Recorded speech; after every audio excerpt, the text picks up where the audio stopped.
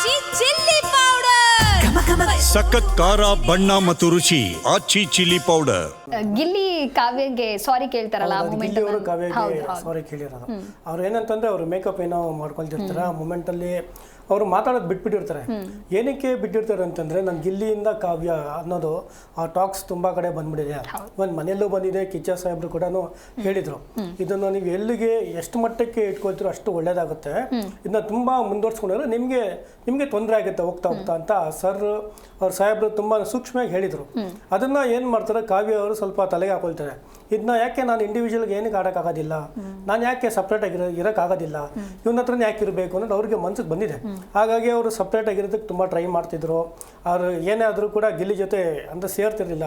ಅದಾದ ನಂತರ ರಕ್ಷಿತಾ ಅವರು ತುಂಬ ಅವ್ರ ಜೊತೆ ಕ್ಲೋಸ್ ಆಗಿ ಅವ್ರ ಜೊತೆ ಮಾತಾಡಿಕೊಂಡು ಮಾತುಕತೆ ಅದೇನಿರ್ತೋ ಚೆನ್ನಾಗಿದ್ರು.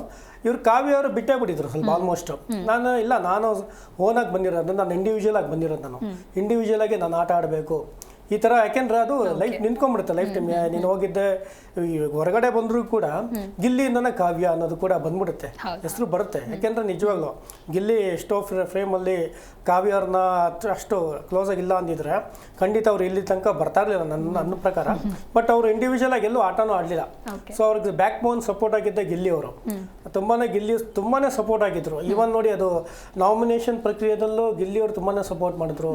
ಅವರು ಉಸ್ತುವಾರಿ ಆಗಿದ್ರು ಕೂಡ ತುಂಬಾ ಸಪೋರ್ಟ್ ಮಾಡಿದ್ರು.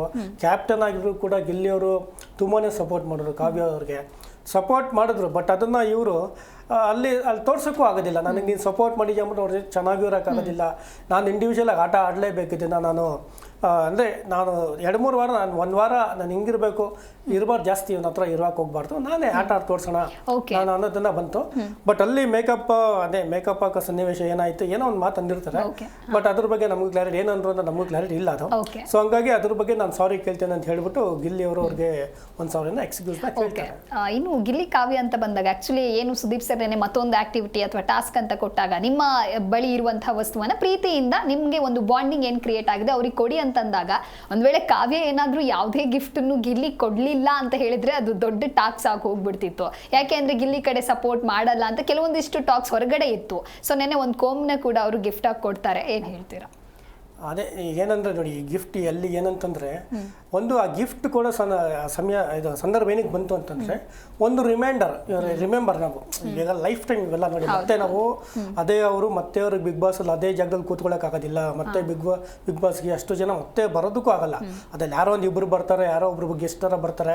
ಲೈಕ್ ಈಗ ರಜತ್ ಅವ್ರು ಬಂದಲ್ಲ, ಆ ರೀತಿ ಬಂದೋಗ್ತಾರೆ. ಬಟ್ ಈ ಟೀಮ್ ಮತ್ತೆ ಬರೋಕ್ಕಾಗೋದಿಲ್ಲ. ಸೊ ಇದು ಒಂದು ನನ್ನ ಕಡೆಯಿಂದ ನಿನಗೊಂದು ನಾನು ಲೈಫ್ ಟೈಮ್ ಇಟ್ಕೊಳ್ಳಿ, ಆ ಒಂದು ಮೂಮೆಂಟಲ್ಲಿ ಇಟ್ಕೊಬೇಕು ಅನ್ನೋ ಪ್ರತಿಯೊಬ್ಬರಿಗೂ ಏನು ಹೇಳ್ತಾರೆ, ಇದನ್ನು ಇಟ್ಕೊಳ್ಳೋಕೆ ನಾವು ಮನಸ್ತಾಪಗಳು ಬರಬಾರ್ದು. ಎಲ್ಲ ನೋಡಿ ಆಟ ಆಡೋ ಟೈಮಲ್ಲಿ ಮನಸ್ತಾಪಗಳು ಇದ್ದೇ ಇರುತ್ತೆ. ಅವ್ರಿಗವ್ರು ಕಿತ್ತಾಡ್ತಾರೆ, ಆಟ ಆಡೋ ಟೈಮಲ್ಲಿ ಅವ್ರಿಗೇನೋ ಮಾತಾಡ್ತಾರೆ, ಇವ್ರದ್ದು ರಿಯಾಕ್ಟ್ ಆಗ್ತಾರೆ. ಇದನ್ನು ಕ್ಯಾರಿ ಮಾಡ್ಕೊಂಡು ಹೋಗ್ಬಾರ್ದು ಅನ್ನೋ ಉದ್ದೇಶಕ್ಕೆ ಇದೊಂದು ಸಬ್ಜೆಕ್ಟ್ ಇಟ್ಕೊಂಡಿರ್ತಾರೆ.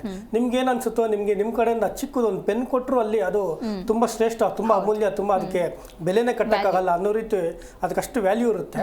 ಅದು ನೀವು ಕೊಡಿ, ನಿಮ್ಗೇನು ಖುಷಿ ಆಗುತ್ತೋ ಅದು ಕೊಡಿ ಅಂತ. ಯಾಕೆಂದ್ರೆ ಇವ್ರು ಅದೇ ರೀತಿ ಕಾಪಾಡ್ಕೊಬೇಕು. ಕೊಡೋದು ಅವ್ರ ಕರ್ತವ್ಯ ಇರುತ್ತೆ. ಇವ್ರು ಅದನ್ನ ಕಾಪಾಡ್ಕೊಳ್ಳೋದು ಅಷ್ಟೇ ಮುಖ್ಯ ಆಗಿರುತ್ತೆ. ಅದನ್ನೆಷ್ಟು ಚೆನ್ನಾಗಿ ಕಾಪಾಡ್ಕೊಂಡ್ಬರ್ತಾರೋ ಇವ್ರಿಗೆ ಅಷ್ಟೇ ವ್ಯಾಲ್ಯೂ ಇರುತ್ತೆ.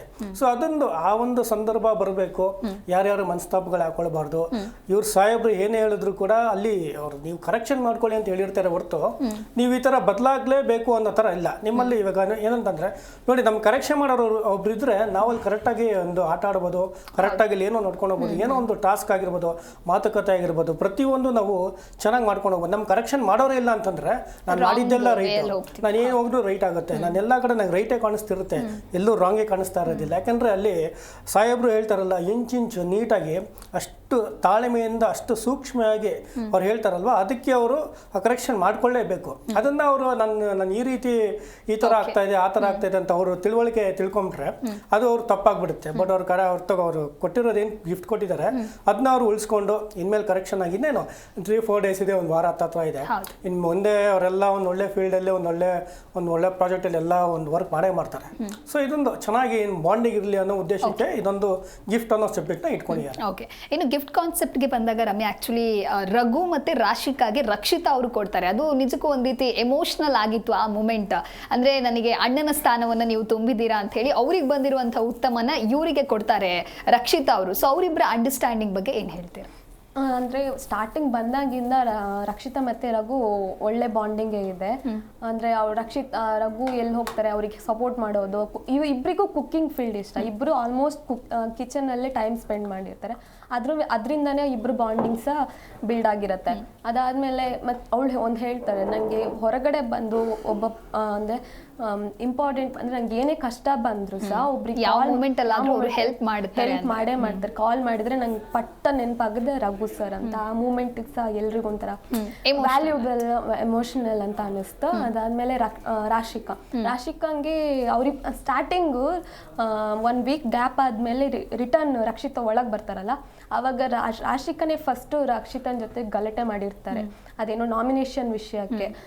ಅದಾದಮೇಲೆ ಅವಳು ಅವತ್ತಿಂದ ಇದು ಮೊನ್ನೆ ತನಕನೂ ಸಹ ರಾಶಿಕಾ ಮತ್ತು ರಕ್ಷಿತಂಗೂ ಜಗಳ ಆಗ್ತಾ ಇರುತ್ತೆ. ಬಟ್ ಅವ್ರು ಹೇಳ್ತಾರೆ, ನನ್ಗೆ ಅವ್ರ ಜೊತೆ ರಾಶಿಕನ ಜೊತೆ ನನ್ನ ತಂಗಿ ಬಾಂಡಿಂಗ್ ಕ್ರಿಯೇಟ್ ಆಗಿದೆ. ನಾವು ಮನೇಲಿ ಹೇಗೆ ಸಹ ಗಲಾಟೆ ಮಾಡ್ತೀವಲ್ಲ ಅಕ್ಕ ತಂಗಿ, ಅದೇ ಥರ ಅವ್ರ ಜೊತೆ ಗಲಾಟೆ ಮಾಡ್ತೀವಿ. ಆದರೆ ರಾಶಿಕಾ ಶಾಕ್ ಆಗಿದ್ದಾರೆ ಅದು ವಿಷಯಕ್ಕೆ. ಇಬ್ಬರು ಸಹ ಎಮೋಷ್ನಲಿ ಫೀಲ್ ಆಗ್ತಾರೆ.